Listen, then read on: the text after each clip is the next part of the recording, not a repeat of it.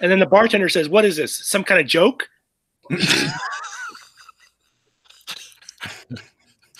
I've got a bar joke for you, but I'll tell that later. Welcome to the Lovecraft eZine podcast. I'm Mike Davis, and this is April 14th, 2019. Our guests today are Kirk Battle and Alex Murray. Hey, guys. Hello. Hi. And my panelists were dropping like flies today. It's just me, Pete, and Rick. But I know you guys are more than you can handle the rest of it, right? Right, Pete? I'm Pete Rollick, so you don't have to be. Somebody has to do it. Yeah. Rick, you want to introduce yourself? And I'm Rick Lay, an obscure writer of obscure stories. All right. So, hey, Kirk. Hey, Alex. Before we talk to you, Pete, what'd you say? We got 3 hours on this book from Golden Goblin Press. So Golden Goblin Press is kickstarting a supplement for 7th edition Call of Cthulhu. Yeah, so if you're listening to this tomorrow or like 3 years from now, ignore all this. Yeah, it's about 7 adventure scenarios set in the 1920s. It's called The Inner Darkness. Name of my next sex tape. What? Go on.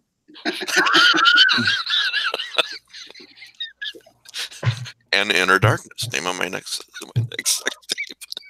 Hashtag. I'm sick and I'm going home.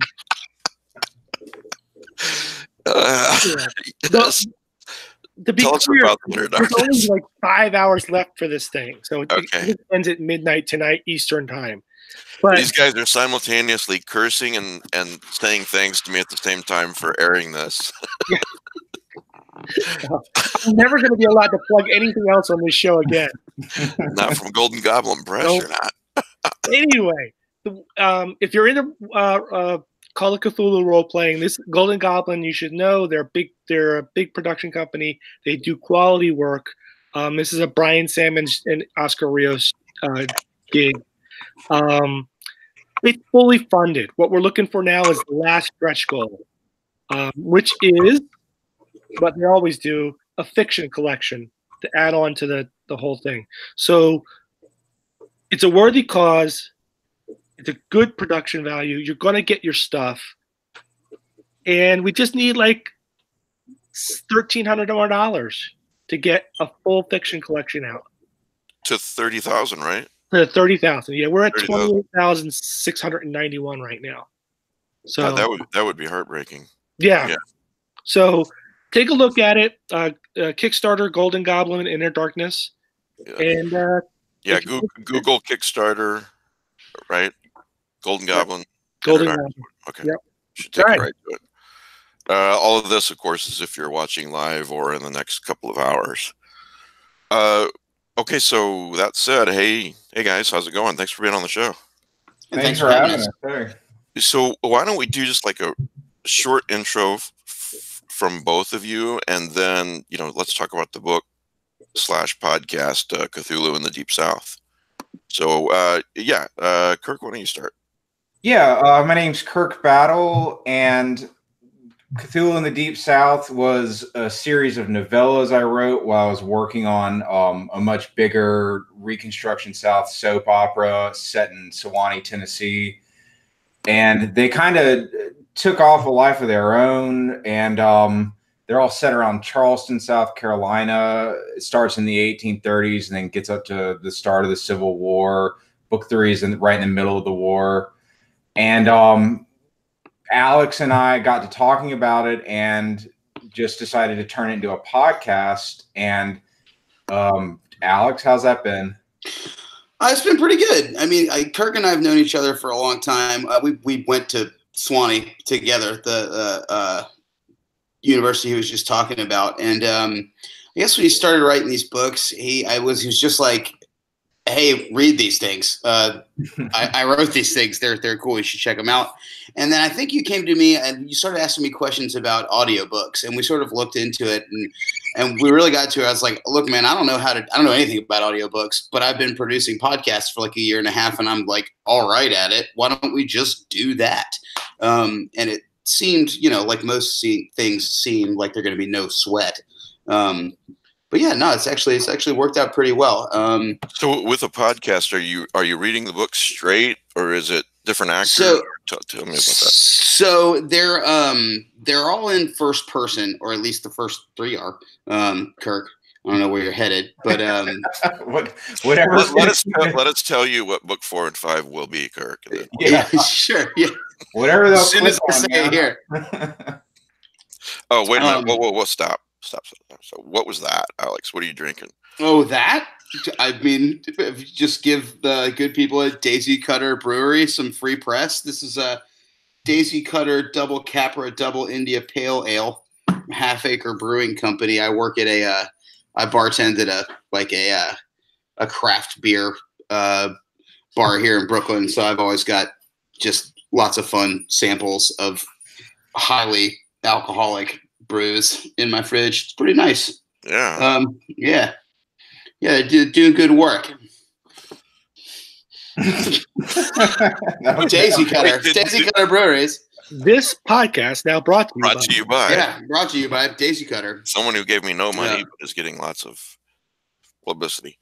But that's okay. All right, so you guys decided together. You thought you've been doing podcasts, right? So yeah, and I mean, I'm an actor in first, and I think it was just like what he's basically written are these very long. I mean, they could just be long monologues, really. They're all first person, and they're in sort of traditionally Lovecraftian, like a long suicide note or like an explanation of the horrible thing that happened that no one's going to believe. And like, maybe if I write it down, someone will help me. But there's, like nightmare tones. I shouldn't write this down, but I'm going to anyway. And hopefully no one will ever find it. That's some Lovecraftian fiction too. Yeah. The whole plot was the Cthulhu and the original Call of Cthulhu, where he's like, I shouldn't be writing this down, but I'm going to. But I have to. Yeah. Something compels me. Yeah. The window. Don't read this. Yeah.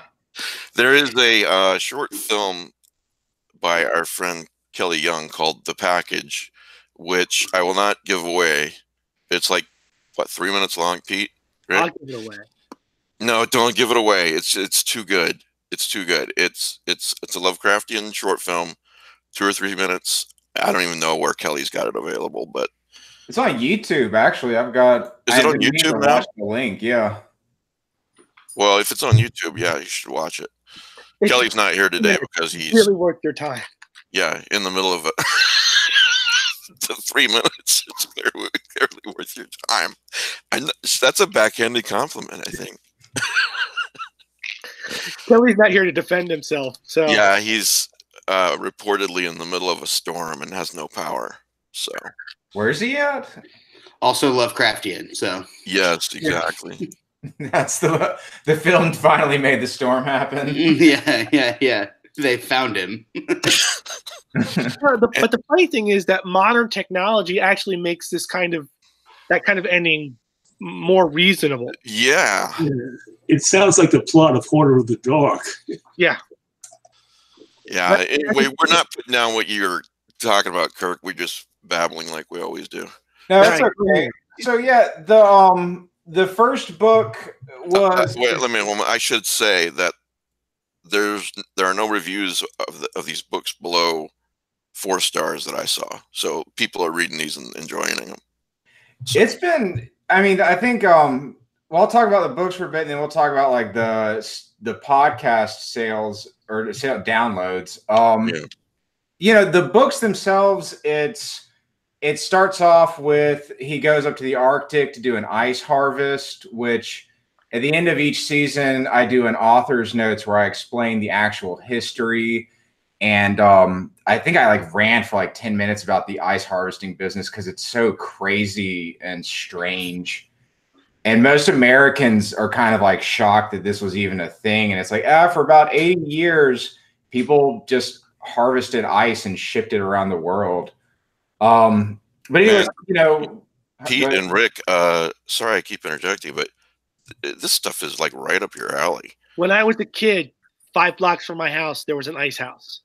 Really? Yeah. And when we were having parties, we would go and I would have $1 and I would go knock on the door and the guy would come out and we would go into his garage, but it wasn't really, it was more like a barn, and there was a big hole in the ground, and he would lift up a tarp and you would get a giant black ice, and I would put it in a little red wagon, and I would take it back home. And here I was visualizing a house made out of ice. Nope.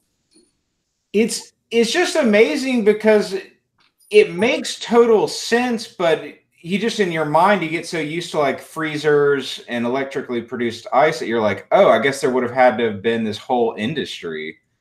But I mean, I'll go off on history tangents like crazy. The origin of the book itself, a lot of it was the epic saga I was writing is from these different Confederate veterans and freed slaves and widows, and just the struggle of finding a way to talk about the racial politics of that era that wasn't just a complete turnoff. And I did what a lot of people did, was I discovered Ballad of Black Tom, Lovecraft Country, and realized, oh, horror is becoming a really great way to discuss these periods of American history that are otherwise not so palatable.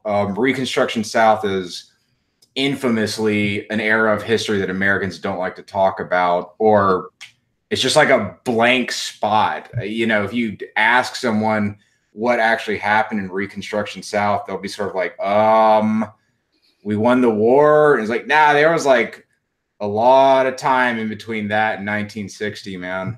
So yeah. It's a dark chapter, but it's one that I kind of find endlessly fascinating from both like a political science perspective, but also just the seeds of modern America are born after 1865, in my opinion. I mean, that's when the country as we know it today is forged.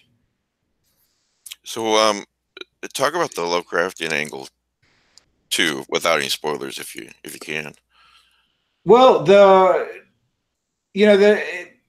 Reconstruction South, well, in like in a modern context, there's a lot of ideological things that Reconstruction South kind of is difficult to swallow, whether it's the federal government failing to fix the South. Like, I mean, dramatically this happens, the inability for a group of people to kind of rationally behave after the war.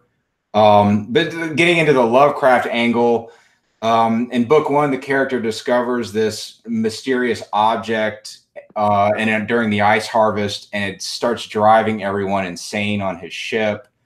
The ship wanders south, and as everyone's mental state deteriorates, they shipwreck outside a plantation. Oh gosh, do I spoil? No, I don't think you spoiled anything, but I think it's also worth saying quickly too that in like very like I love this typically sort of Lovecraftian thing about it is that he goes because he wants to go look at the awful thing for himself. Mm-hmm. Like his parents make a point of telling him like slavery's bad. There's a lot of awful like, human rights suffering, darkness going on down in the South. And he's like, oh, that's great. And he's young and he's curious and he's taking a break from his studies. And he's like, oh, I'm going to go see some stuff for myself. And without spoiling anything, it does not go super well for him. He gets just eaten, I think almost if there's like a character flaw that's universal in each character of the starting trilogy, it's how bad can it be? Yeah, exactly. There's a lot of ignorance. In the second book, she's like, "Oh yeah, I'll be a plantation mistress. It'll be a blast." How bad could it be? I know. Yeah. I have servants up here in Massachusetts. It'll be just like that. Nope.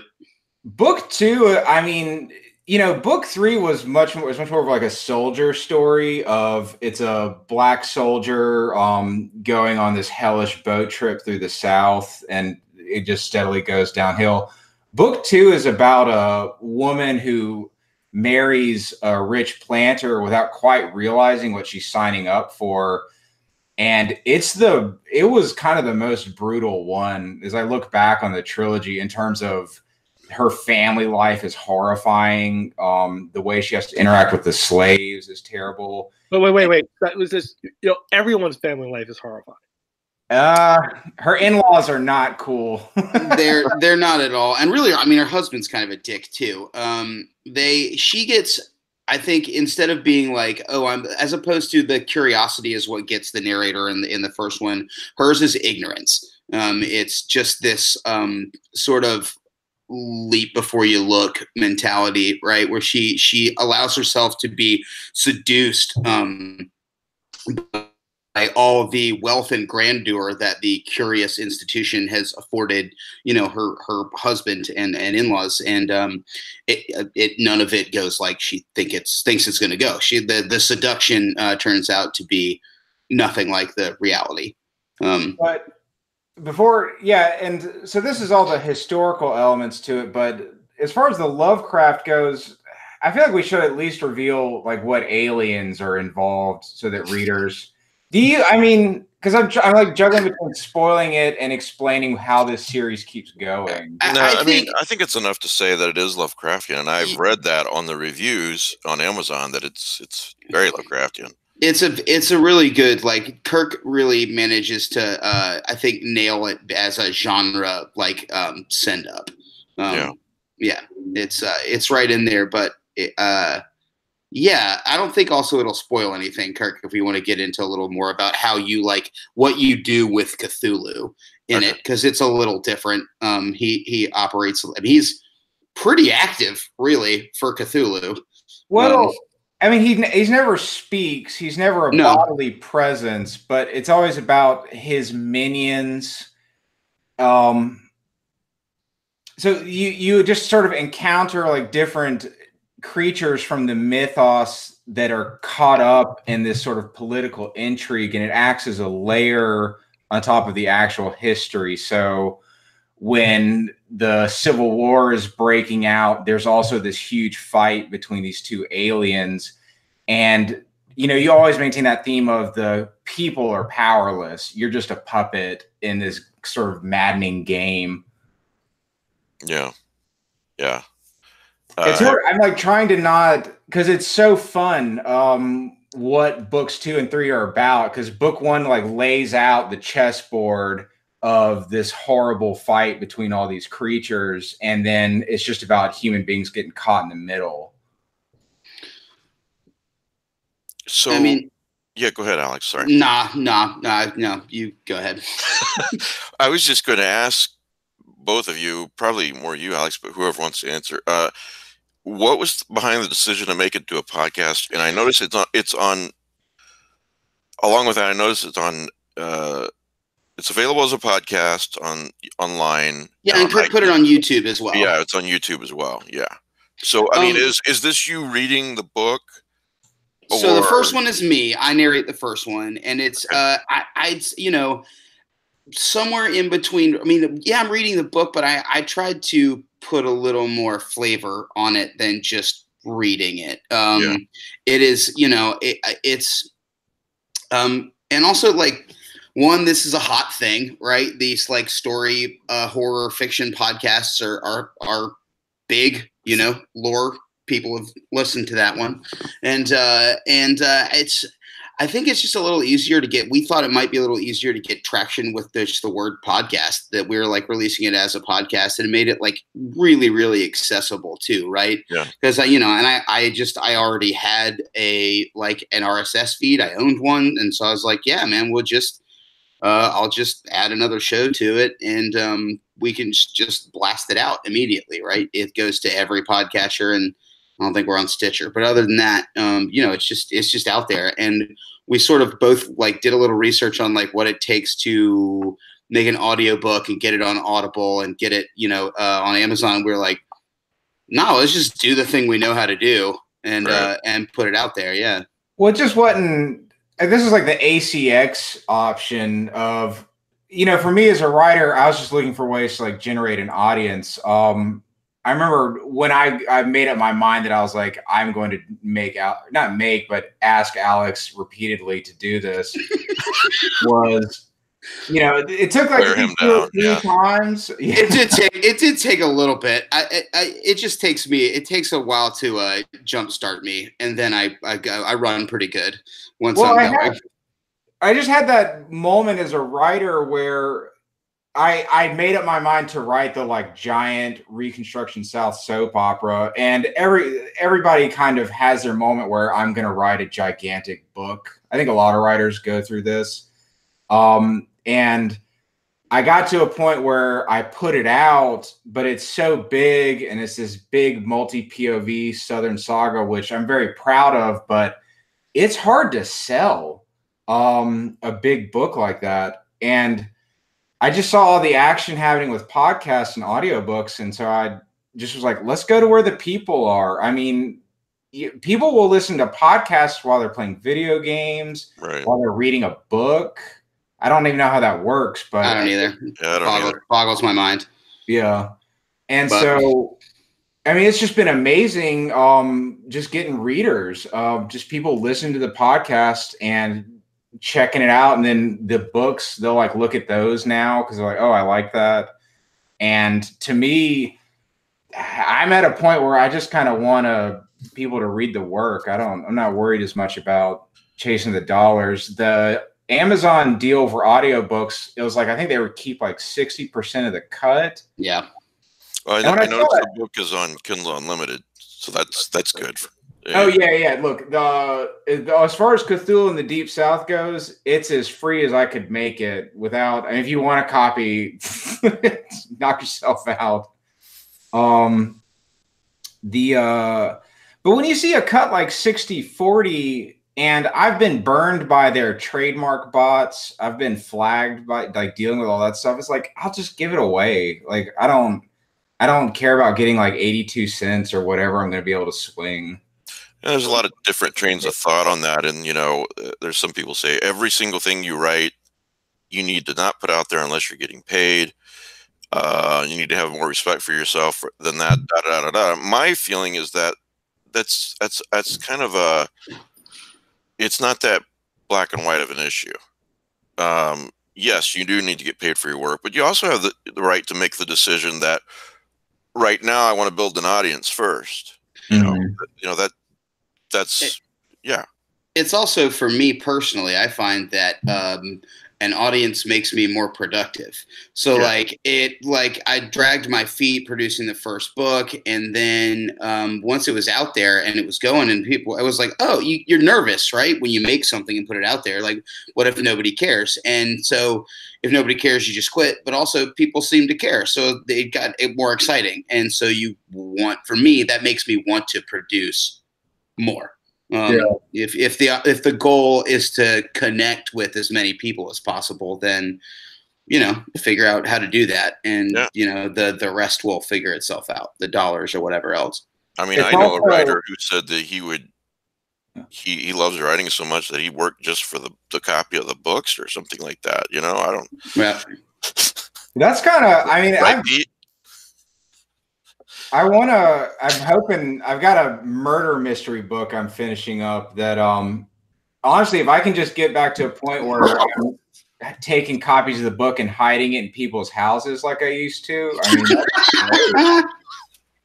I was a little bandit, man. I just kept a crate of them in my car, and anytime I went over to someone's house, just sneak it in there. You're welcome. I do remember hearing a story about a guy who took books to like Barnes and Noble. Yeah. They take them up to the counter. How much is this book? And they sold them.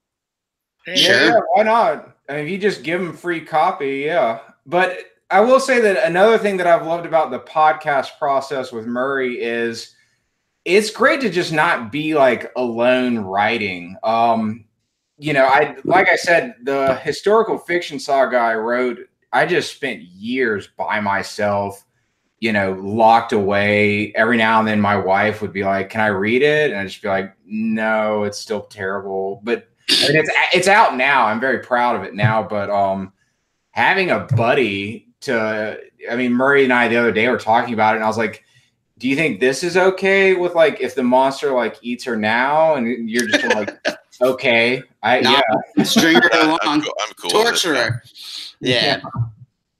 Yeah, or it's even fun. like to have someone like flag you whenever like a scene's like a little over the top. I mean, there's so many famous like writing examples. I always loved Stephen King when he was talking about Salem's Lot, the scenes his editor made him cut just because he was like, dude, that was really graphic. I think it was when the rats eat the guy to death. It's like a serious tangent I'm going off on, but like to have someone. Did he ever restore those? Did he ever get those restored later when he was, you know, way more famous? Does anybody know? I have no idea. I read Salem's Lot in forever. I listened to like the most recent version on audiobooks, and I mean, it was still definitely cut. I think King said that he ended up liking it better when he just impales himself on like a spear or something. Mm. I'm the same way. Absolutely. I think The Stand was the only thing he revised. They went back in. Yeah, I think everything else he left as it is. Well, I know the Gunslinger book one. The difference between like the original and the rewrite is a little bit shocking. He totally rewrote book one of the Gunslinger. Well, what version do I have on Audible? I was going to listen to that soon.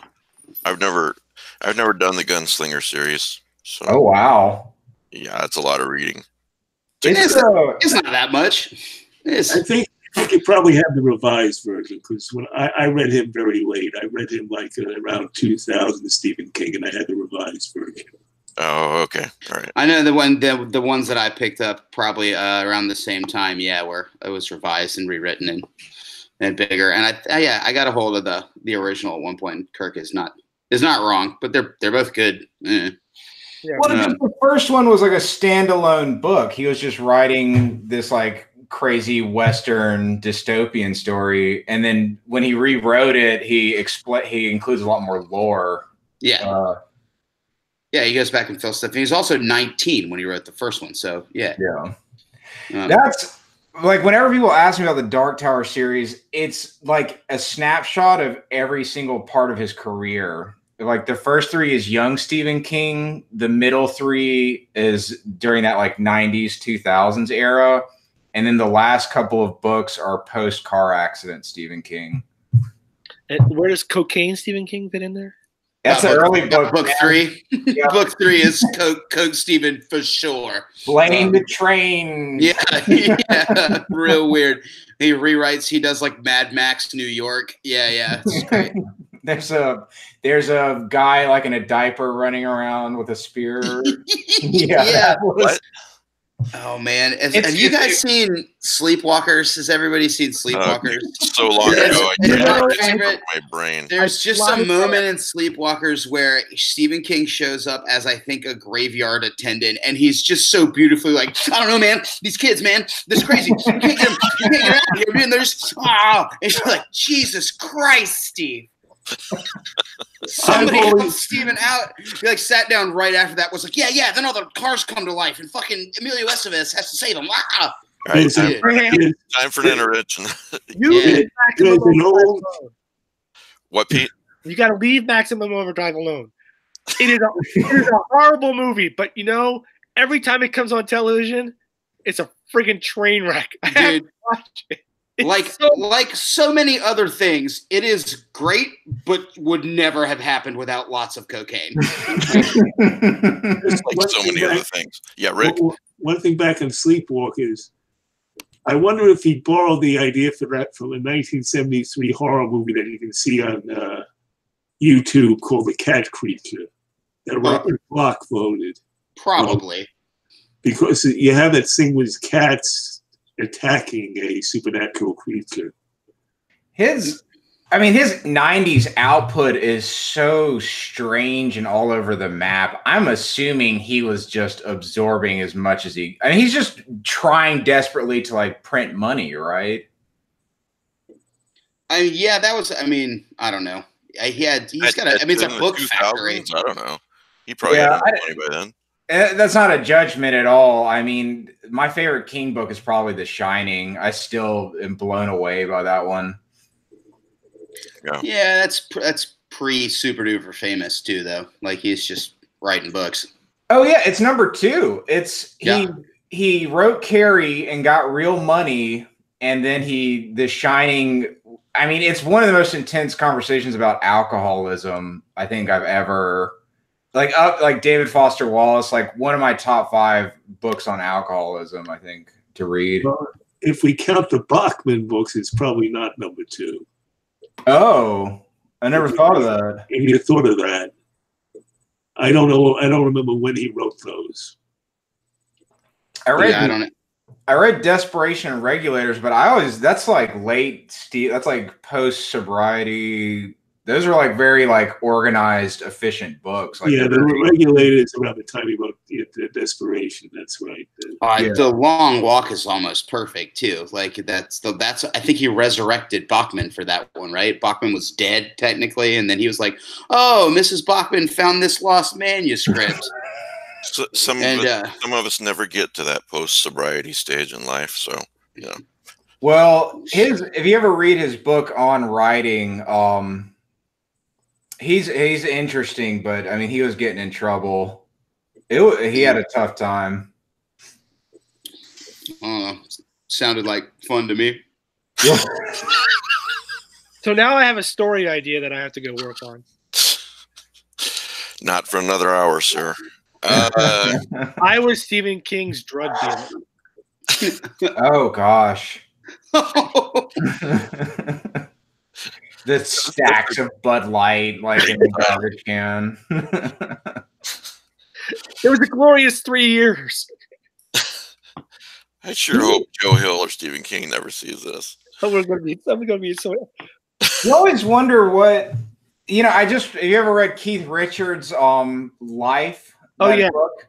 Yeah. Oh, I love that book, but one of my favorite things about it is there is pages and pages about heroin.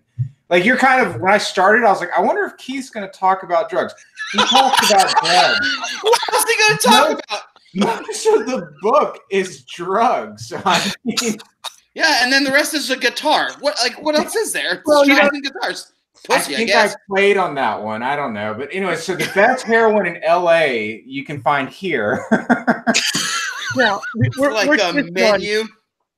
We're dissing on these guys, but this goes back a long way. I mean, anyway, it's like, and when I finally sobered up for 3 weeks, I wrote the novel.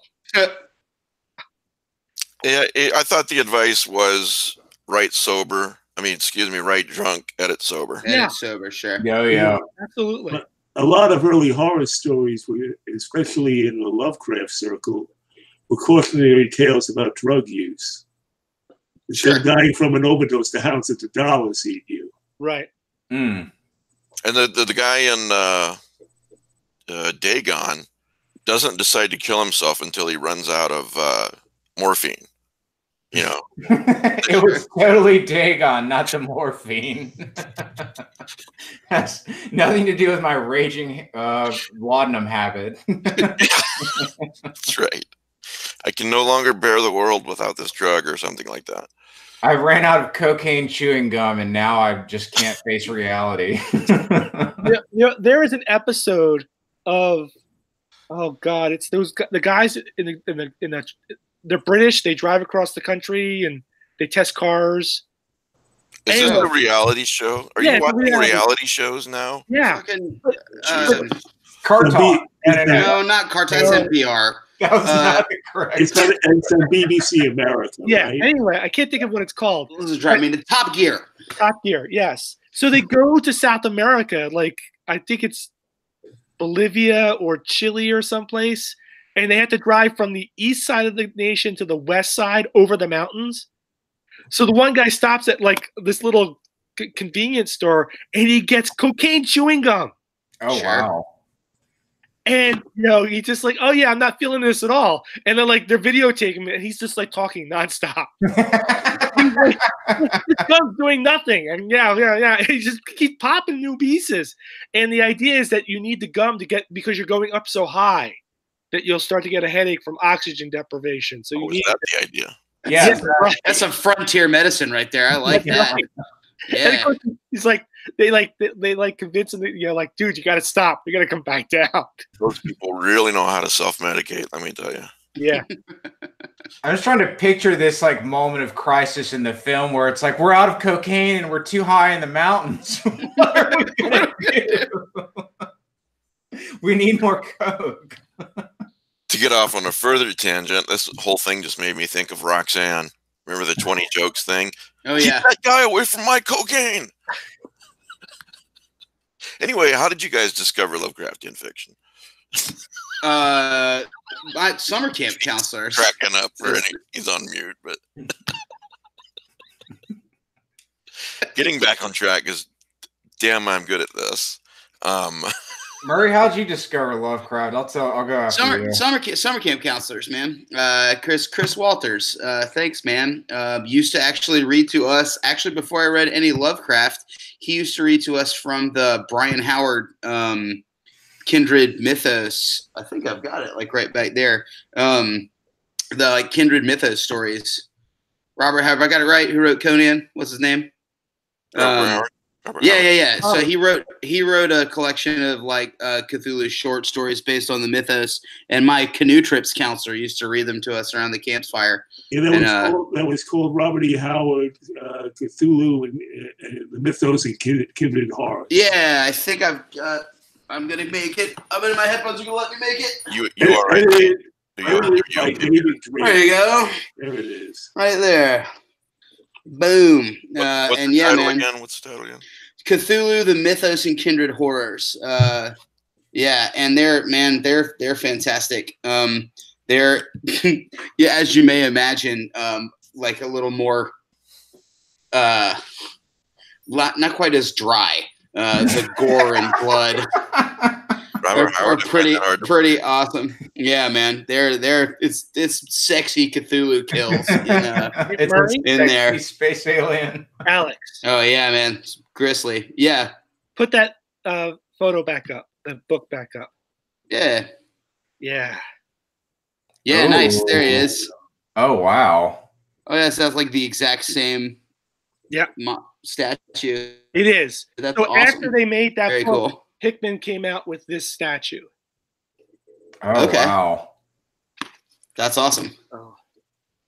Talk about the statue, though, for those who are listening. Later. The statue, I believe, the original was like 1,000 copies, something like that. Who made it? It's from Bowen Designs, Hmm. based on the Stephen Hickman cover that was done there. That's cool. And these are, I think there was a second print job, casting, but these are extremely difficult to pick up. I believe it. Yeah. I mean, I had to sneak around. This is out of print. I had to find it on, found it used on the internet. No sweat. That's a pretty good used copy. I've seen a lot of Nice. Cthulhu statues, and that's one of my favorites that I've seen. Yeah. Yeah, I like I like the curves to it a lot. That's the thing that like you get annoyed Yeah, with. it's sexy, man. Yeah. Well, he's got a very Nautilus sort of thing going on. Yeah, it's cool. Anyway, I got into that, and then I got into that hourglass figure that you want to see in your Cthulhu. your elder gods. You want a nice little pot belly. I need to see the hips. Yeah. those celestial being hips. So let's. How did I get into Lovecraft? I actually had not. He was not a part of my childhood. So before I started writing fiction, I was a video game critic. I worked for years under the fake name L.B. Jeffries, a Hitchcock reference. Not Jane Doe. L- That wasn't you. Really? L.B. Jeffries' Rear Window? Yeah, that was my pseudonym as a video game critic. And so I just did that for years. It was like a column a week, reviews kind of gig. And that's where I learned, I don't want to say, because writing fiction is very different from being an art critic, but you learn the discipline and you learn how to edit yourself. And you learn when something's crap. But you also learn when something's crap, but it doesn't matter because it sells anyway. Yeah. And then you learn that crap sells. But no one can ever mention a pseudonym, a column pseudonym, without me thinking of Fletch writing under the name of Jane Doe. Oh. Yeah. But I don't think with video games, even if the video game's not about Lovecraft or Cthulhu, he gets referenced really heavily. His setting lends itself really well to video games. So I'd heard about it. And then I was playing a game, Bloodborne, that uses a lot of Lovecraft. That's one of my favorites. It's my favorite of the Soulsborne games. Really enjoyed that. And that was kind of the one that I bought a short story collection and read it. And then after I saw Ballad of Black Tom was when I started thinking about it a bit more seriously. But I was a latecomer to him. He reminds me a lot. He's kind of like the literary equivalent of reading Philip K. Dick or watching the movie Aliens, in that you realize how much everyone was copying them. So like when you read a Lovecraft story, you're like, oh, that's just like this story. That guy must have been copying him. Like it's like reading an text. I liked it a lot. It was neat reading him at a late stage, I guess. Well, back to the video games for a second. Lovecraftian video games? Did you ever play Dark Corners of the Earth? No. Which one's that? Oh man, that came out in like 2000 or so. Dude, he's too young. Oh, I'm sorry. Shit. Hold on. Let me get video games in the 2000s. They were playing it on their Commodore 64. So I know this one. Yeah. That's a very Lovecraftian game. They're interesting because video games are great at doing Lovecraft, but then because they always are usually about action or adventure, it's kind of hard when you can like shoot Cthulhu and beat him. You run into issues with it has to be minions that you beat. I mean, because ultimately defeating Cthulhu is just ridiculous. Not Lovecraftian. Yeah, no, it's not Lovecraftian. Something else. You're just basically slapping the name Cthulhu on the entity, you know. But yeah, the history of the video, there's like a bunch of video games coming out, I think. I know an adventure one. Yeah. Yeah, I've been posting about them quite a bit on the Lovecraft eZine page, the big page, not the group. There's a lot coming out. The Sinking City is coming out in the next year or so, and man, does that thing look Lovecraftian. Oh my gosh. I don't even really play video games anymore, and I want to play that. That one's pretty high on the list to try out. I'm running out of time like everyone else, but Bloodborne was if you get a chance, it's worth play. It's very hard, I'll say that, but it does a really good job because the way the games are set up, they're very obtuse. Like no one ever explains what's going on to the point of it's kind of maddening, but it's great because you're always not really sure what's happening. I'm not doing it justice. Actually, I was going to say, Pete, remind me of her name because I've got a mental block. The artist from, the artist from somewhere who was on the show and she was talking about Bloodborne. I know you know her. I have no clue what you're talking about. With the one with the face and the hair, you know. Yes, exactly. Thank you. You mean the one who did the tarot cards? Yes. Oh. And I've got them right here, and I forgot it. I'm so sorry. The name's on there. Yes, I really have Sarah Barty. Oh. Oh, yeah. Anyway, when she was on the show, she talked about her stuff like this for like 5 minutes, and then immediately went to Bloodborne for the next hour. She was so excited about the game.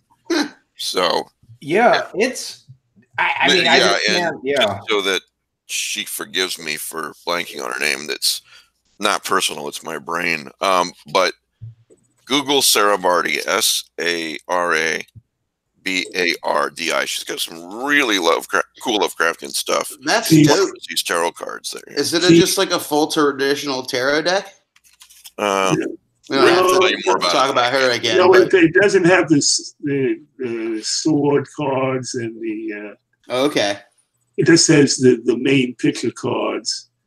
that's cool. Her style is like Batman the Animated Series is the best way I can describe it. Interesting. That looks like those Dix cards. You ever played that game?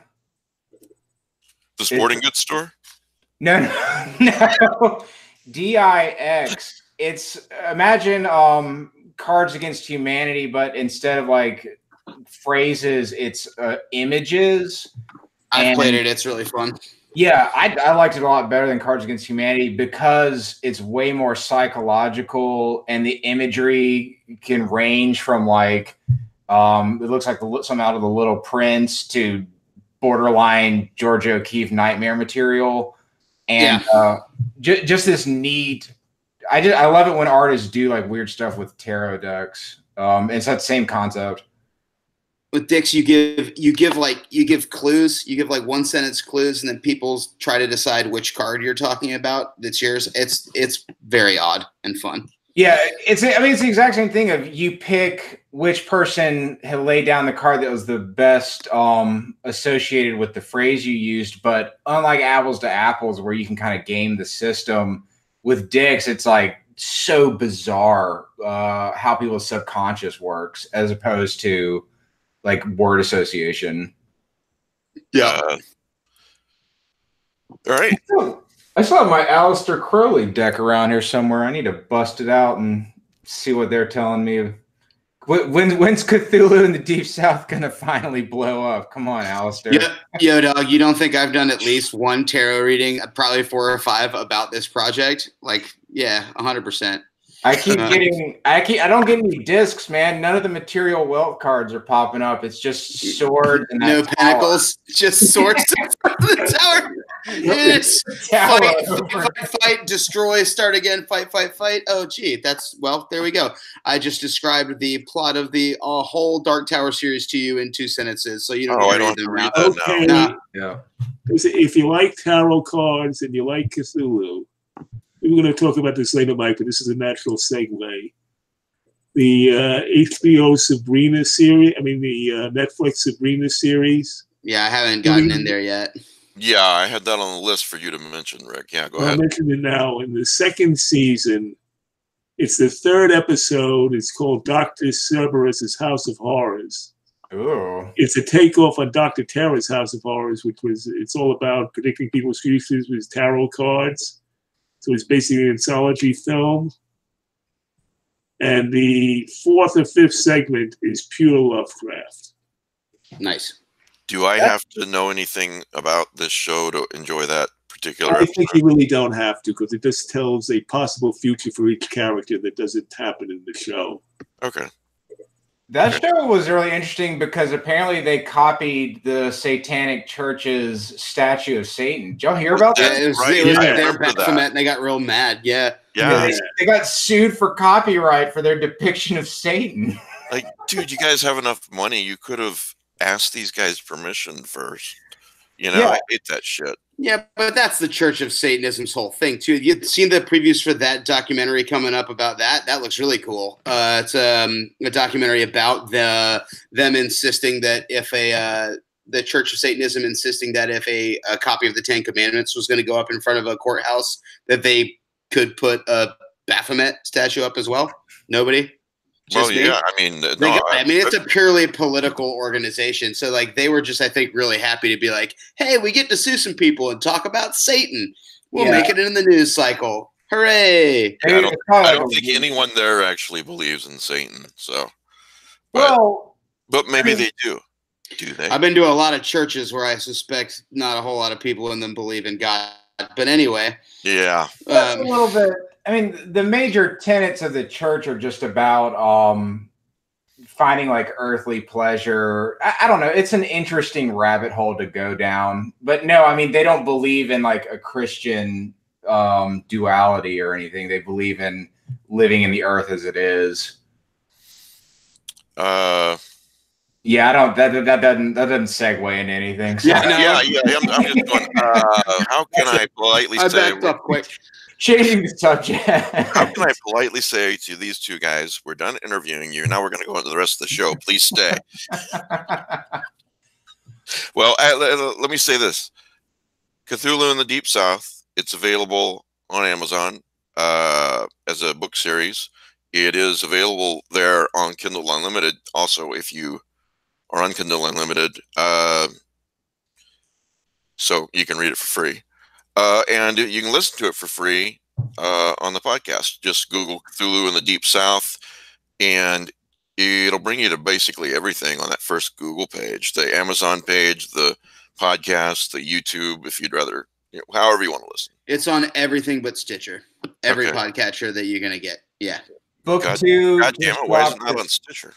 Because of my laziness. It will be on Stitcher soon. Yeah, I'll hold you to that. Yeah. Write down the time, Pete. Flip your hourglass. I'm on it. The book 2 just dropped this Friday. We just got TeePublic set up, so T-shirts, hoodies, baby nappies, sleep apnea machines. Sorry, what? Whatever, coffee mugs, whatever you want a Cthulhu in the Deep South logo on. Boom, got it. All right. So you guys are going to stay, right? Sure. Yeah. All right. Well, yeah. Well, first of all, thanks for. I got to finish this beer, so yeah. Hang on. Mike, can I just ask one question? Yes, please. Well, they're not going anywhere, so yeah. Kirk, did you do anything? Right. No, I'm right here. Right here, yeah. Sorry, Rick. Did you do anything with the Louisiana references in Call of Cthulhu? So I'm going to. The books take place. The book 3 ended in 1863, right after the events of Glory. It's about a soldier from the 54th Mass going on this secret mission. Book 4 will start in 1863, and my goal is to eventually get to a point where the people living on the sea island, that eventually their diaspora into out into the country and into Louisiana. So yeah, I'm trying to tie into the mythos, but the fun thing about the setting is that I'm not disrupting Lovecraft's story at all because it all takes place beforehand. Gotcha. Okay. Our last podcast was a couple of weeks ago about Willem. I just wanted to say that it's interesting because a year ago tomorrow is the day that W.H. Pugmire was last on the show. So I don't want to bring it down or anything, but we miss you, Willem. I have not yet drawn for the Willem books yet, the signed Willem books, because I've been really, really busy, but I will do that on Tuesday. I'll get the podcast on Monday sometime and done. And then on Tuesday, yeah, I was going to say, and also the pen. I have yet to draw randomly for both of those prizes. And I think I've got it's 10 or 12 Willem books. So, a lot of, and I'm notorious for not getting to the post office very quickly, but whoever wins those will get them, I promise. Mike, if you just want to ship that all to me. You're serious? I'll take care of just distributing all that. Are you kidding me? No. That's nice of you. I'm not going to say no. Well, I'm just going to keep the books. Oh, never mind. I'll give you one of the books. Jesus. Now, well, contest is over. It's shipped. Done. Moving on. Sorry, I already sent everything. Yeah. All right. So in other news, we got some new Netflix shows up, new Netflix horror shows, right? So, Pete, you don't have to mute yourself anymore. So, your penance is over. You're just gonna mute me whenever you want to, right? Right, exactly. Every once in a while, I have a cough. If I sound funny, it's because my allergies are really bad. I can't hear myself. So you're fine. All right. All right. So, has anybody watched any of the new shows? There's something called The Silence. I watched The Silence today. And how is The Silence? Not as good as A Quiet Place. It's a nice little creature feature. It reminds me a lot of Piranha 2: The Spawning. Oh, good. Was that real? Reminds me of Aliens 13. Yeah. A lot. You mean it's gory as heck? Well, yeah. I mean, the basic premise is that there's these geologists who open up a cave in Pennsylvania and they release billions of mutated pterosaurs. Why would they want to do that? Well, they didn't know they were down there. Oh, okay. And then that just swarm across the eastern seaboard and, drag us back into the Dark Ages. But they can't see; they're blind because they've been in a cave for millions of years. So they listen and follow sounds. Okay. And there's some nice, there's some nice things there, but the problem I really have is from a biologist, ecologist point of view. You can't just release billions of these things. What were they eating beforehand? Yeah. I mean, I imagine a couple of hands went up at the screenwriter meeting, like, "Hey, so what?" Like, I mean, were they vegetarians before this? No, it's a cave. So yeah, what exactly? That's a lot of biomass. Yeah. Yeah. They weren't hibernating. No. As soon as the thing is open, it's not like they're down there frozen and asleep for a billion years. I was about to say, how easy is that to do? Just knock them out, or all you have to do is have one person be like, "Oh, I want to unfreeze them and study them." Yeah. Boom. And then they were laying eggs, and the eggs were hatching after 2 days. I'm like, You have to be very careful when you go to a new cave, Yeah. yeah. You're raising the issue why these should have been multiplying all over the planet a long time ago. Yeah, exactly. And it just doesn't make any sense to me that now what would be really, really cool is that if they had a plan for part 2 where they're down in the cave and they find the entire world is hollow and there's an entire ecosystem down there. Ooh. But that's the De Beers mining company just gets too greedy. Yeah. So how big are these things? Is it like the size? They're big. They're bigger than a crow. So are they like bats that eat you? Yes. Okay. Okay, that makes it click a little bit better because it's like if it's like I could see bugs pulling this off. Right. Kind of. All right. Well, I've not seen it, but there's a review from Pete right there. If you remember back to the 70s, there was a film called Piranha 2: The Spawning. Trying to put it behind me. You keep saying that, but I'm not sure. There was. If only there was a way we could look this up. My God. Remember the film Piranha? Piranhas get loose in the lake, they're in the river, and they kill people. Alex is looking it up right now. I can tell. Very clearly, yeah. Well, small confession: I've seen Piranha. I actually that is a real movie. Not the remakes. There are 2 remakes. Yeah, I didn't know about that. Not the James Cameron one, huh? That looks like a joke. J.J. Abrams brings you Oh, Piranha actually, I believe 6. James Cameron did work on these films. Yeah, 100%. This Yeah. is his theatrical feature film directorial debut. Yeah. James Cameron. I'm looking at a big cover that says "From the director of Avatar and Titanic" on Oh it. my god, I thought this was a joke. No, I'm not it's so real. Where do you think that- he has love for the underwater? What kind of bizarro world am I living in? So, but in this What second Rick? Sorry, film- let's that Rick's Was Piranha 2 the one that Cameron worked on? Yeah. Yeah. Right. In the second film, they get wings.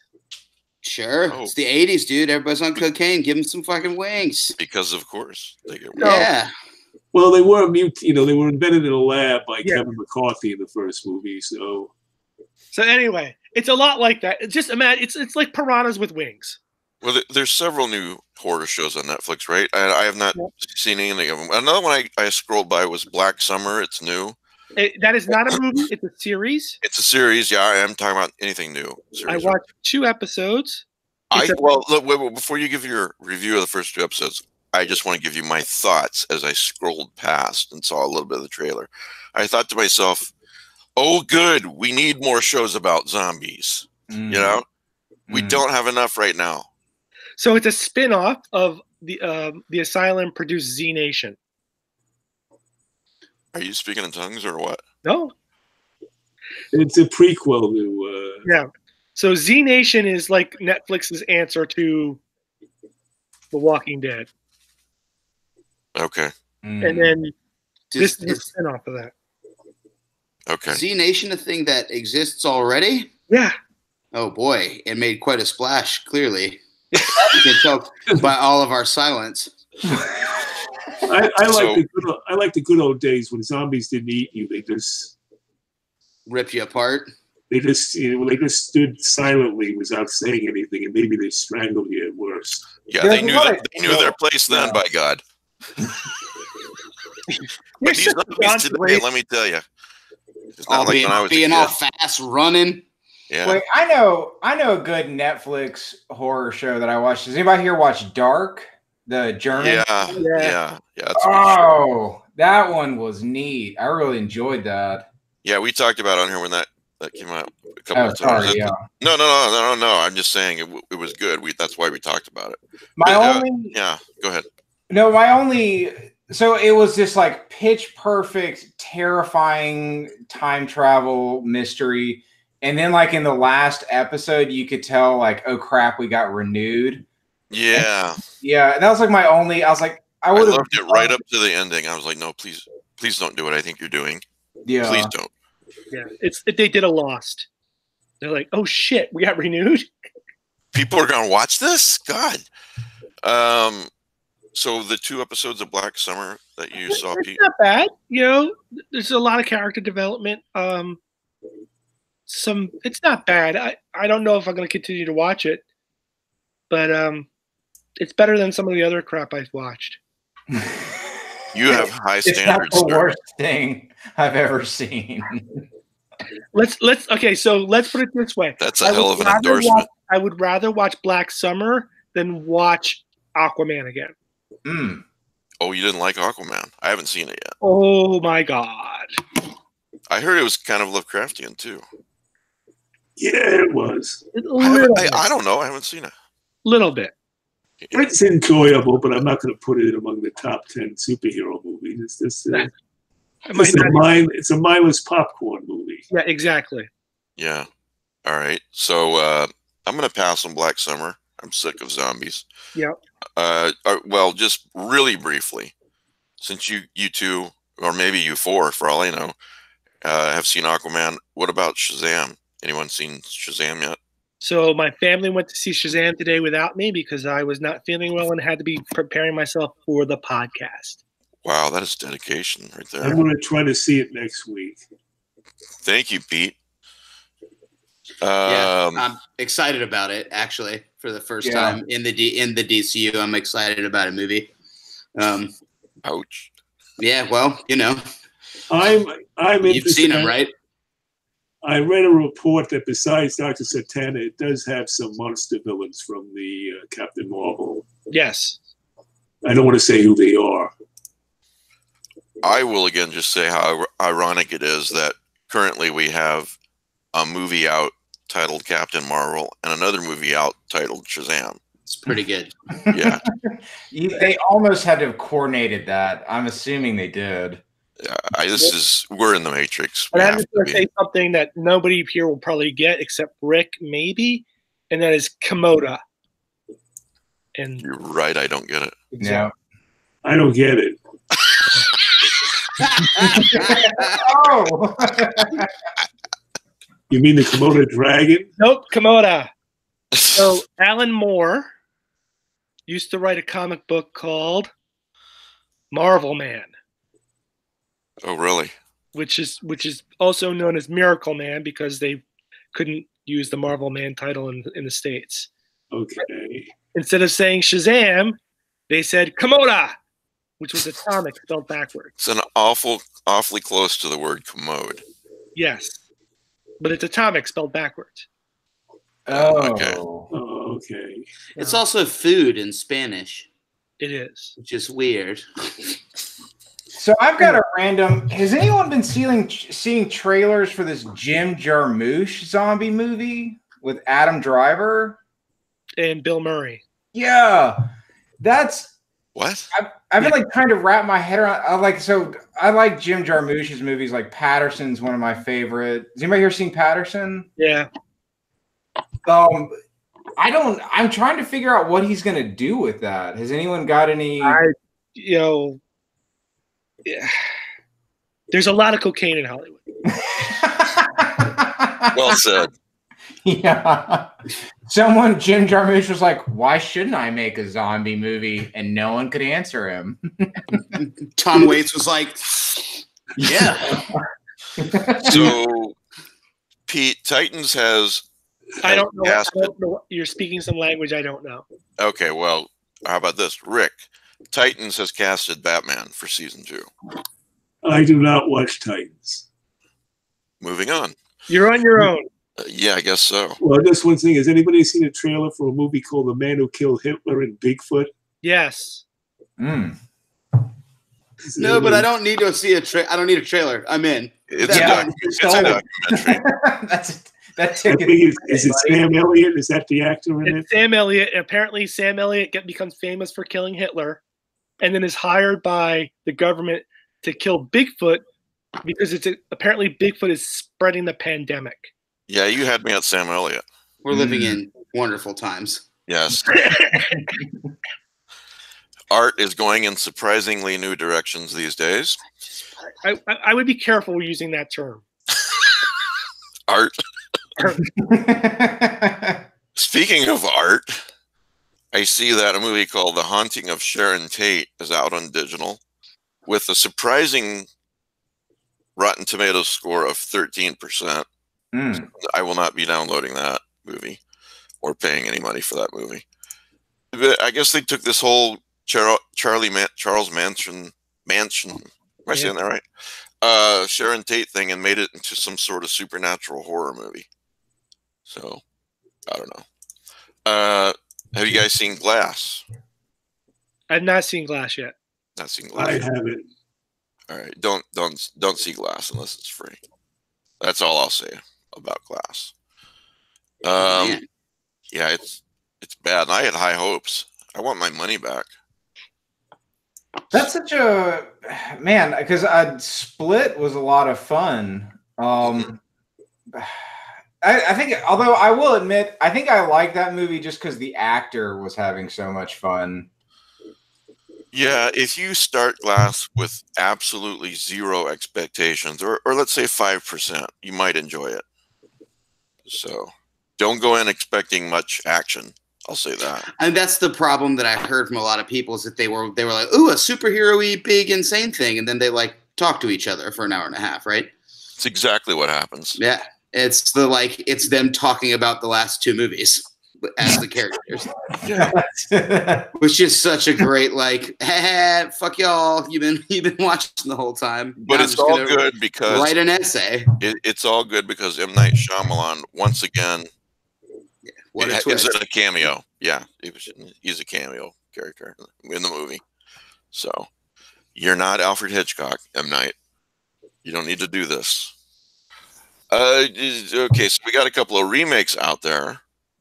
Well, several. Hellboy. Are we going to talk about Hellboy? Anyone see Hellboy?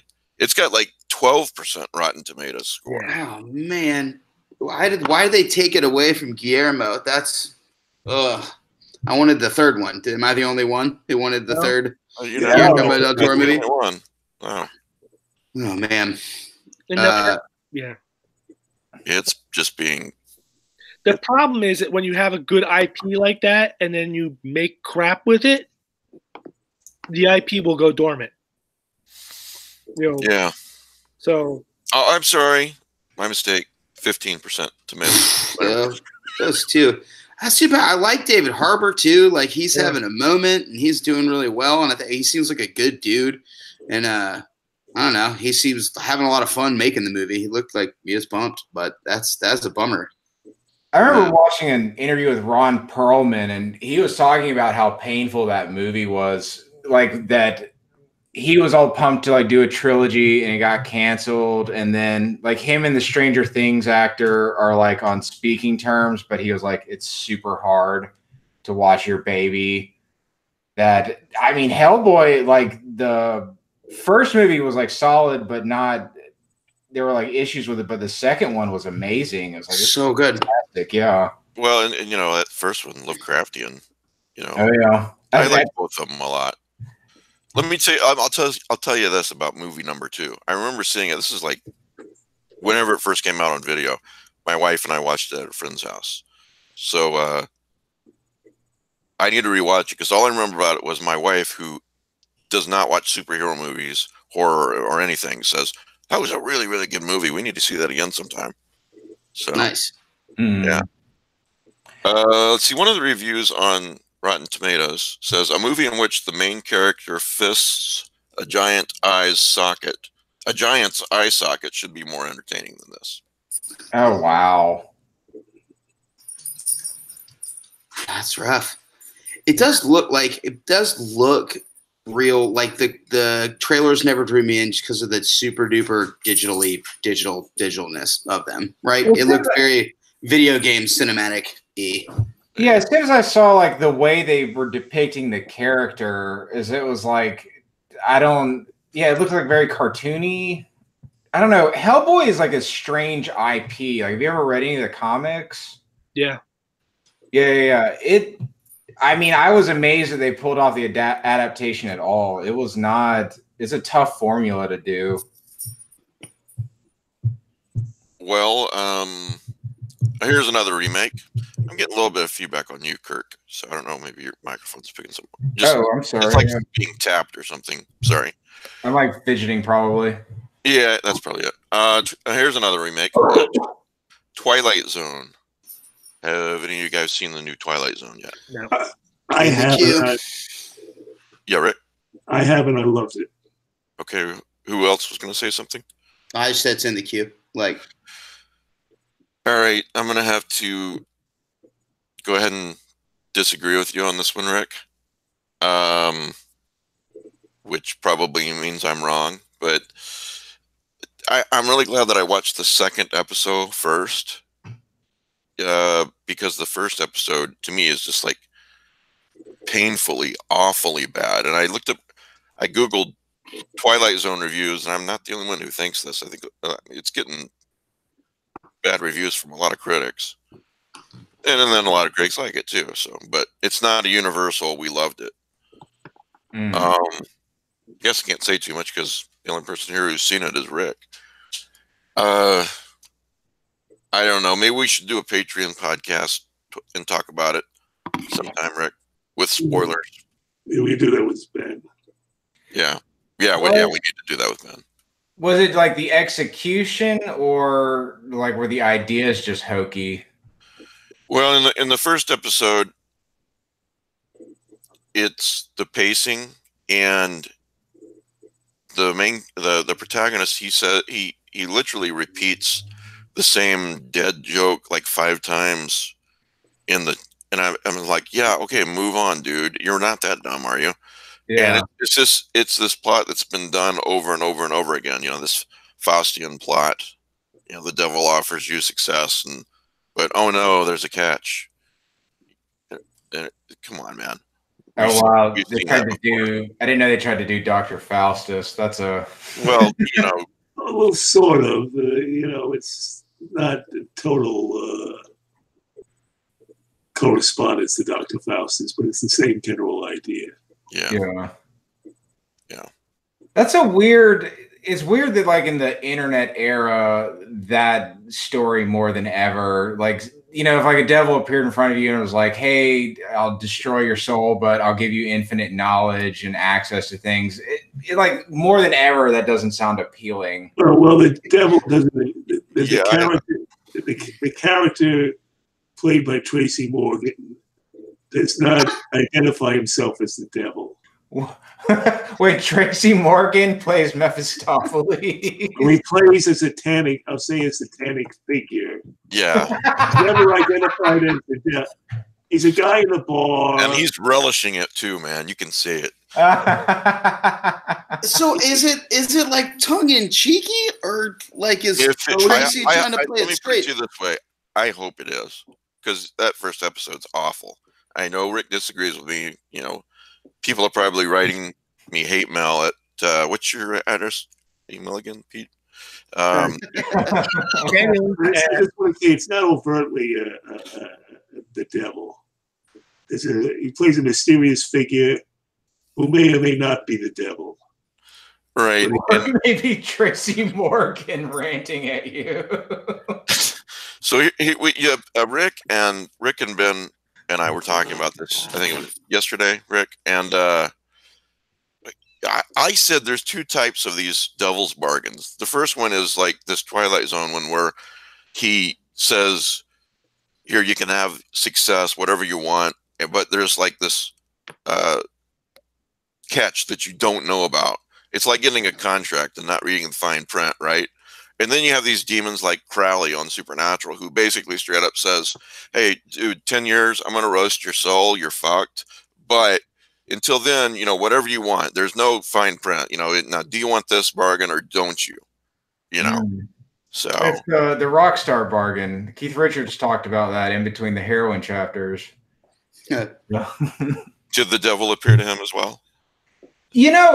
So funny story. I like to read Rockstar biographies from the 60s. If you want a good time, man, Jimmy Page and his like Aleister Crowley black magic obsession. The book I read was called When Giants Walked the Earth, but there are so many Satan stories and so many black magic stories about Jimmy Page. At one point, him and David Bowie got into a wizard duel. Now, you want to talk about cocaine. This is like early 60s or late 60s, and they're in Bowie's mansion, and Jimmy Page and Bowie are just staring at each other, having a psychic wizard duel. And this is like, they talk about this, like people at the party talked about it, and Bowie apparently lost and made Jimmy Page leave and then hired an exorcist to make a demon leave his pool. I'm not making this up. What the? No, that's awesome. But like rock stars and I love the world again.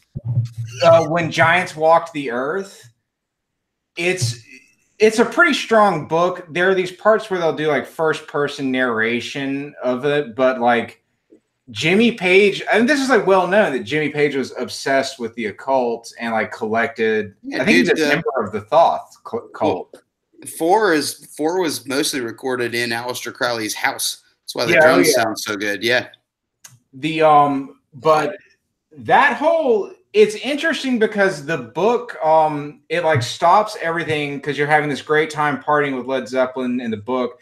And then there's like a whole chapter dedicated to explaining this is what the deal is with rock stars and the occult. And it's kind of this early version of Scientology where it's about like exerting your will on the universe, but there's like more than a few times that Jimmy Page like uses black magic on people who displease him. particularly when they didn't like Houses of the Holy. He to cast spells. I never lose those battles myself, but Yeah. I can see how some people might. Little fact from Twilight Zone. I don't think when I told this to Rick the other day that you even knew about it, Rick. So I felt pretty good about myself. The Hitchhiker episode from the original Twilight Zone. Oh remember yeah. that? Oh yeah. It's actually a remake of an audio drama. You knew this, Pete?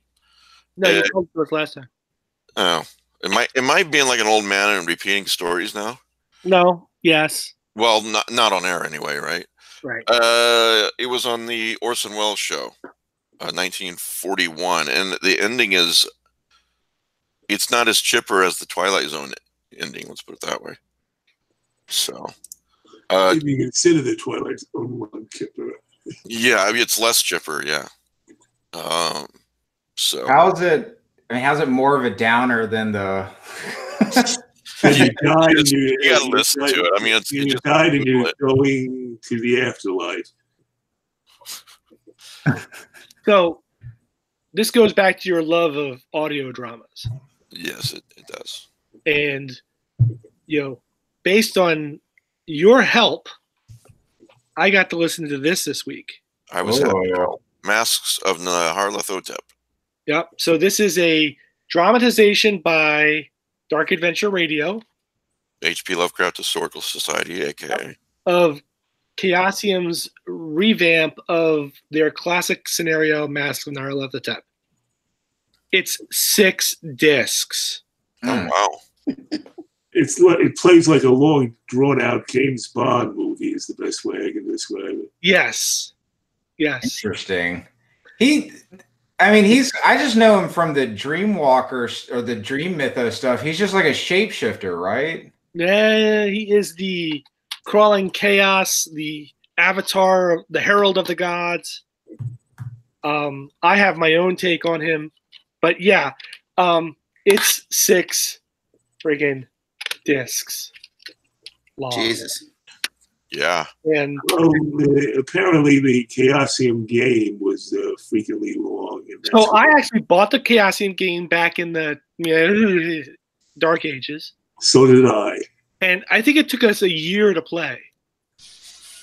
So, yeah, this is a pretty good adaptation.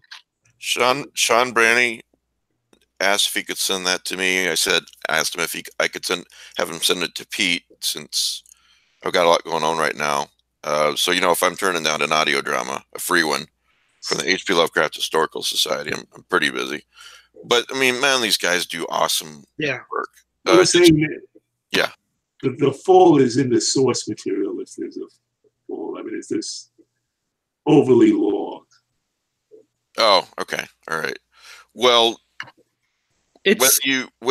whether you like this particular one or not, just Google Dark Adventure Radio Theater. You can do digital downloads. There's got to be like 20 of stories now, right? Lovecraftian audio dramas. Call of Cthulhu. The first one was Mountains of Madness. But if you buy the physical ones, they come with all these props. Yeah. So right? The props come separately, I think. I think you have to buy the props separately, yeah. Yeah, I got the props, and they're just props from the game, or there's a box of matches. Yeah, and like Mountains of Madness, there was like newspaper clippings, things like that. It's pretty cool. Did you know, Pete, that the main character in that is a real person? Was a real person? Yes, the female lead. Yes, the older lady, right? Sort of the Virginia, something or other. Victoria something. Victoria. Yes. No, and I really enjoyed this. I was not feeling well today, so I was banished to the upstairs, and I did like 12 loads of laundry, and listened to Masks of Nyarlathotep. It's a little like watching one of the old time serials, in that they're fun, but the length could get to you after a while.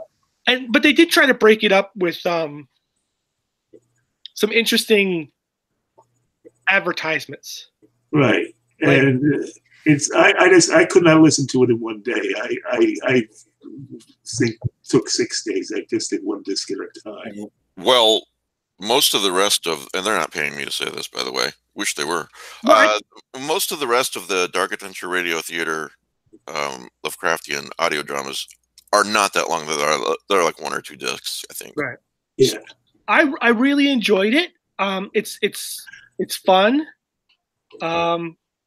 It's interesting to think. So almost every episode, one character ends up leaving and another character joins. So if you think about this in terms of party game dynamics, you can see, that guy's character just died, and now he's had to re-roll and get a new character, and so yeah, it's kind of fun and it's enjoyable. And I do like the advertisements. I mean, there's an advertisement for cigarettes that 4 out of 5 doctors recommend. So is this like is it like old school Dragonlance, like where they play D&D and then turn it into a book? It's a strict narrated radio drama.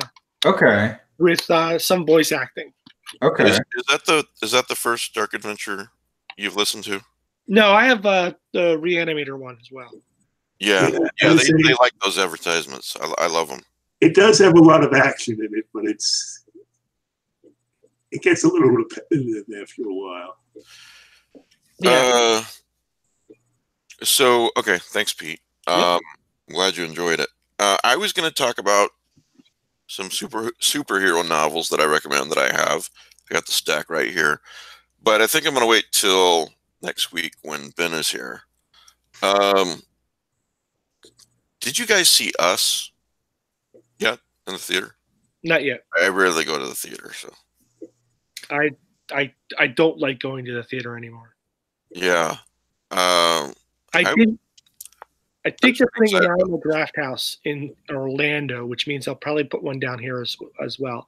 If we get an Alamo Draft House, I'll go back to the theater. I don't like going either, but I was really excited about this movie. I mean, I go to movies twice a year, maybe. The rest of the time I watch them from home. And I don't know, man. I feel the same way about it that I do about Get Out. It was okay, but overhyped. And Us, I can't even talk about it, A, because none of you have seen it, but B, I can't talk about it with spoilers. It doesn't even make sense. It makes no sense. So, but after you see it, Pete and Rick, I think you guys will enjoy talking about why it doesn't. Or does.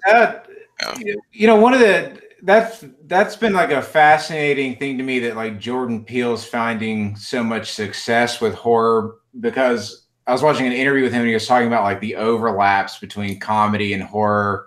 One of my favorite jokes about when people are like, how did you get into writing suspense and horror? And I was like, well, I wasn't very funny. So it's kind of, you have to just kind of like go with what's working, but they're so similar to each other in that they're both about build tension, build tension, build tension. But then if you're telling a joke, you have a punchline to let the tension out. And if you're doing horror, you light everything on fire or something. Well, and I'm not trying to, say Jordan Peele is awful or anything. What he's put out so far, I mean, I think a lot of people have loved, and I think it's okay. I mean, it's not, but I just don't think it's great or anything. I think people out there are, it looks to me anyway, about 50-50 on Twilight Zone. So we'll see. But anyway, you want to talk about the sea creature they're naming after Cthulhu, Rick? Yeah, they found off the coast of the United Kingdom a sea cucumber, which is 3 centimeters in height. But it looks like a one-eyed creature with 45 tentacles. So they've named the species Cthulhu. But it's just a I think fossil. Celesta Cthulhu. It's a fossil. It's a fossil. The fossil. Celesta Cthulhu is what it's called. Yeah. Everyone got real scared about it until they realized it was 3 centimeters high or something. Yeah.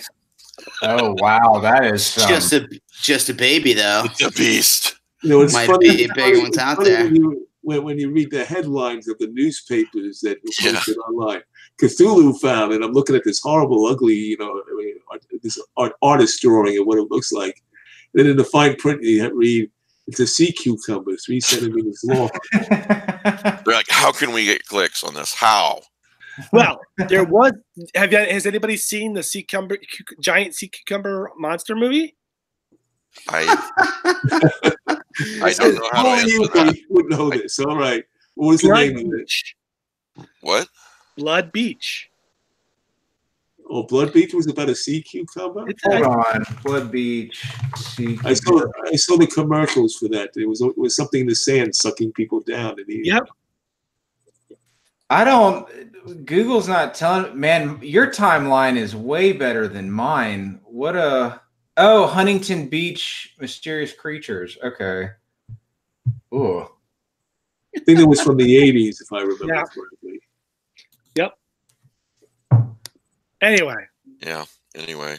And then I think I'll close with, I think you had something about supernatural cats in Cthulhu Wars, Rick.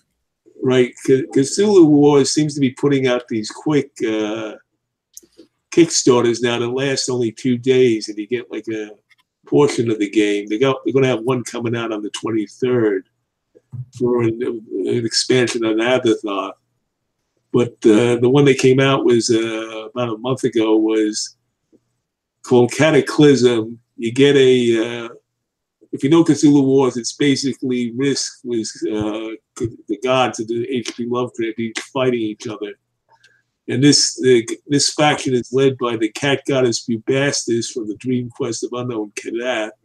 You get cats instead of cultists, and you get cats from outer space. Now, Lovecraft mentioned some cats from Saturn. They have cats from Uranus and Mars, and the Martian cats look like they were designed by Edgar Rice Burroughs. They've got 6 arms. Sandy Peterson just loves coming up with this stuff. Or 6 limbs, 4 arms and 2 legs. So they look like Tharks with heads of cats, if you know your John Carter of Mars. Easily the best part of Unknown Kadath is the cat army. I remember I was over at Sandy Peterson's house. I don't know, a month or 2 before that first Cthulhu Wars Kickstarter that made $1.5 billion or something. And he was going to take a job in India doing something. And I think it was India. I don't know. And then the Cthulhu Wars thing happened. And I don't think he went to India. I mean, I know he didn't go to India because he's been doing Cthulhu Wars ever since. So, and he loves this stuff. He's like a big kid. He's like showing me all the models. I think I'll make it this way or this way, and he just loves coming up with this stuff. Yeah. So, all right. Well, thanks guys for being on the show. Again, it's Cthulhu in the Deep South podcast and book. No, it's just available for Kindle. You guys don't have physical copies? No, I just haven't. It's just Kindle and then the podcast for right now. Just hit me up. I don't. He consulted the spirit guides, and they instruct him to proceed in this way. Yeah, I'll sneak into your house and hide a copy of it if I can someday. I don't. Digitally. Absolutely. No, it's so funny, I live near the beach and there's all these vacation houses. And so I'm always sticking it with like the beach novels and like Pat Conroy and Nora Roberts. And then there'll be like Space Lawyer, one of my other books. I've been trying to figure out how Pat Conroy became a beach read. Because there's nothing chill about most of his later books kind of do, but the Great Santini and no. I was like 13 when I read Prince of Tides, and I was not ready for that. No, I'm 52 and I'm not ready for that book. He's so funny because in the South Carolina where I live, whenever you go to like the local author section, it's just this brick wall of the Conroy. And someday, man, we're gonna have someone else. I swear, I'm gonna do it. God damn it! I'll do it. I'll do it. Yeah, you get your tides out of here, asshole. Cthulhu in the Deep South. Yeah, it's been great, everybody. Yeah. Thanks so much. Thank you. Yeah, so thank much, you guys for being on the show. A couple of reminders. First, about Pete and Rick. Everybody listening, these guys are not just panelists. Panelists by Sunday day and writers the rest of the time. Go to Amazon.com and type in Pete Rawlik or Peter Rawlik. Both will give you different results. And read his books. And Rick Lay, same way. Lay is spelled L-A-I. So yeah. Also, I've got a Patreon, and I appreciate all the patrons I have now. Couldn't do it without you guys. Just Google Lovecraft eZine Patreon, and we've got podcasts, secret podcasts that you can listen to if you are at the minimum level, and then like at the $10 level, you get all the Lovecraft eZine books for free on Kindle, and then there's levels beyond that. But thanks to all of you who currently are patrons. I really do appreciate it. And last but not least, I'm going to do this formally on GoFundMe, but thank you to everyone who has either spread the word or donated to GoFundMe. My son's going through some health issues. I really appreciate that. I've got a link if you want to share it or give some more, but we're not where we need to be, but we're a lot better off than we were with paying for his medical issues. So thank you to everybody who did that. Let's see. I think we don't have a guest next week, and then I absolutely don't know what's going on beyond that. Let's see. Hopefully Kelly Young will join us at some point in the future. Well, we can have Alex back. Apparently Alex just needs one beer and he's funny as all hell. I'm hard at work on the third book, so Yeah. Have you guys ever heard of anything called Kentucky malt beverage? What? Kentucky malt beverage. Is this like malt liquor? Oh, is this like an urban thing? What are we talking about? I was in Portland at some bar, dear God. And they were like, "Oh, we have all these beers on tap, and we have all these craft beers, and then we have something called Kentucky malt beverage." I have a quest now, though. Thank you, Peter. I have something new to find. And, it was like Schlitz.